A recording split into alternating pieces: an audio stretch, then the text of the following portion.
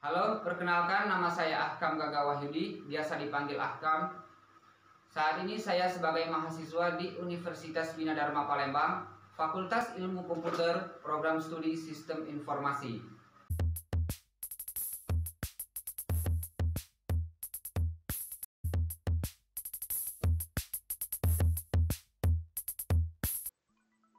Baiklah, di sini saya akan menjelaskan sedikit materi tentang mata kuliah yang ada di program studi Sistem Informasi, tepatnya di semester 6, yaitu mata kuliah Enterprise Arsitektur.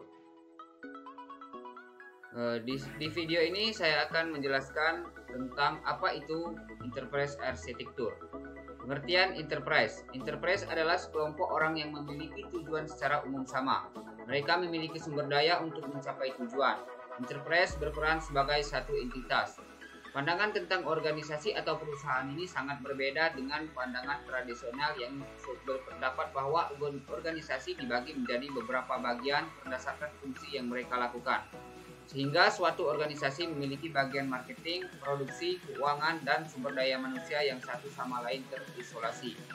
Sebagai contoh, bagian pemasaran dan penjualan menginginkan variasi produk yang banyak sehingga memberi kepuasan kepada konsumen untuk memilih.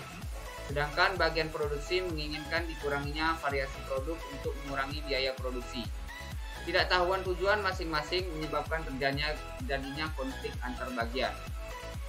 Pengertian arsitektur. Arsitektur merupakan suatu perencanaan yang diwujudkan dengan model dan gambar dari bagian komponen dari sesuatu dengan berbagai sudut pandang.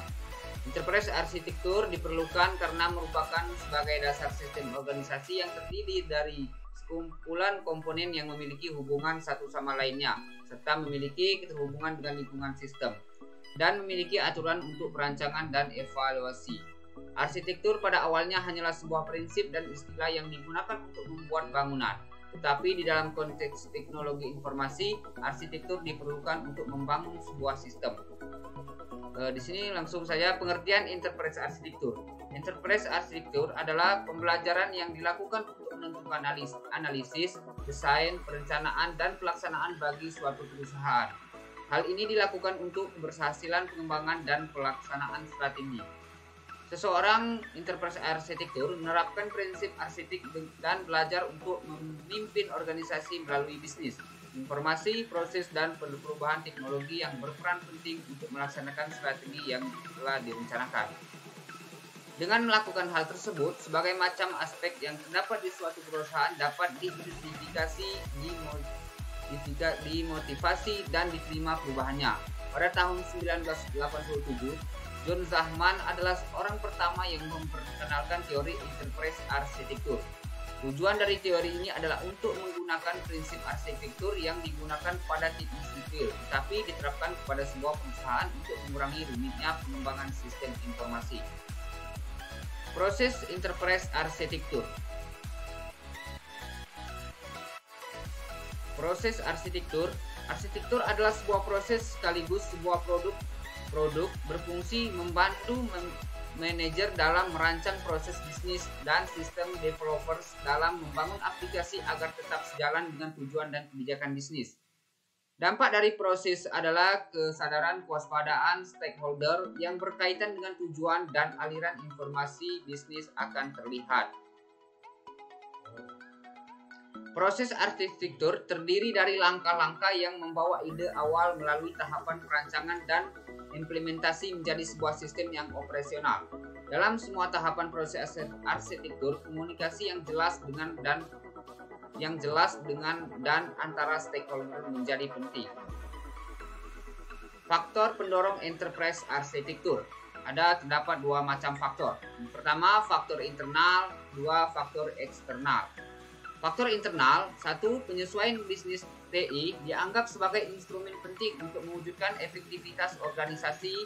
Model penyesuaian strategis oleh Henderson dan Venkatraman pada tahun 1993. Membedakan antara aspek strategi bisnis dan infrastruktur organisasi di satu sisi, dengan strategi dan infrastruktur TI di sisi lain. Model ini menyediakan 4 sudut pandang dominan yang digunakan untuk mengatasi penyesuaian antara aspek-aspek tersebut. 2. Enterprise arsitektur diposisikan dalam konteks pengelolaan enterprise. Misi enterprise mengapa ada, visi, gambaran masa depan dan nilai-nilai yang dipegang teguh, strategi, jalur yang ditempuh enterprise untuk mencapai misi, dan visi ditranslasikan menjadi tujuan konkret yang memberi arah dan menjadi penanda dalam mengeksekusi strategi. Tujuan ditranslasi menjadi perubahan konkret hingga ke operasi sehari-hari perusahaan. Tugas enterprise arsitektur menyediakan sudut pandang holistik dari operasi saat ini dan saat nanti, serta aksi yang harus dilakukan untuk mencapai tujuan perusahaan. Arsitektur dipandang sebagai bagian hard dari perusahaan, sementara bagian softnya adalah kultur yang dibentuk oleh orang-orang dan kepemimpinan. Penting atau lebih penting untuk mencapai tujuan perusahaan. 3. Arsitektur adalah instrumen strategis dalam membantu organisasi menjalani arah pengembangan yang terencana. Enterprise yang sukses menjalankan operating model dan pemilihan yang jelas pada level integrasi dan standarisasi proses bisnis di seluruh enterprise. Peran enterprise arsitektur sebagai pengorganisasian logis dari proses bisnis dan infrastruktur TI harus mencerminkan kebutuhan integrasi dan standarisasi dari operating model. Faktor eksternal. Ini adalah faktor penurun yang kedua, yaitu faktor eksternal. Framework pengaturan menuntut agar perusahaan dan institusi pemerintah dapat membuktikan bahwa mereka memiliki pandangan yang jelas terhadap operasi mereka dan bahwa mereka telah mematuhi hukum yang berlaku. Di USA, Slinger-Cohen Act 1996 atau Information Technology Management Reform Act, semua biro pemerintah harus memiliki sebuah IT arsitektur.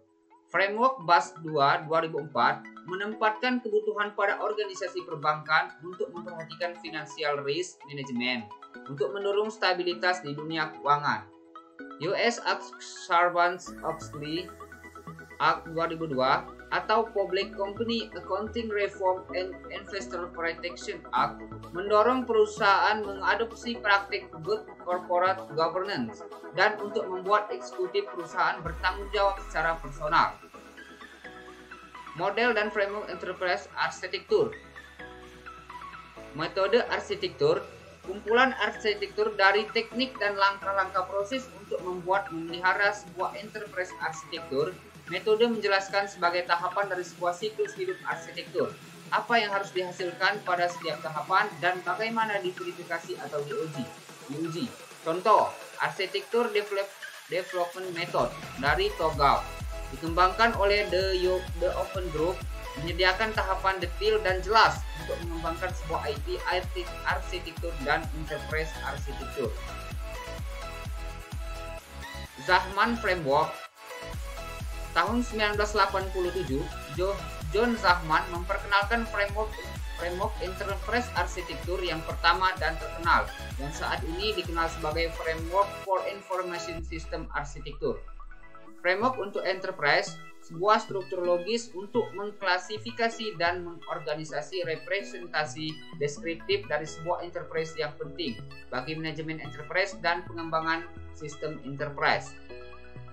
Framework dalam bentuk yang paling sederhana menggambarkan rancangan artefak yang tersusun dari peran dalam proses perancangan, owner, designer, dan builder. Abstraksi produk yang dihasilkan, materialnya terbuat dari apa, bagaimana prosesnya bekerja, dan di mana posisinya sebuah komponen terhadap lainnya. Abstraksi produk lainnya, what, how, dan where, serta pertanyaan interrogatif lainnya, who, when, dan why. Keunggulan dari framework Zahman adalah mudah untuk dipahami, menganggap enterprise sebagai suatu keseluruhan, dan dapat dijelaskan tanpa tergantung dari tools atau metodologi.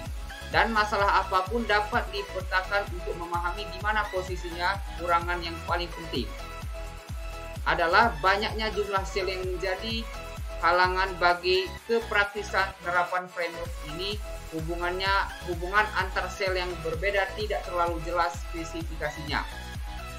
Itulah sedikit penjelasan materi dari mata kuliah Enterprise Architecture. Apabila terdapat kekurangan ataupun kesalahan, saya mohon maaf. Terima kasih.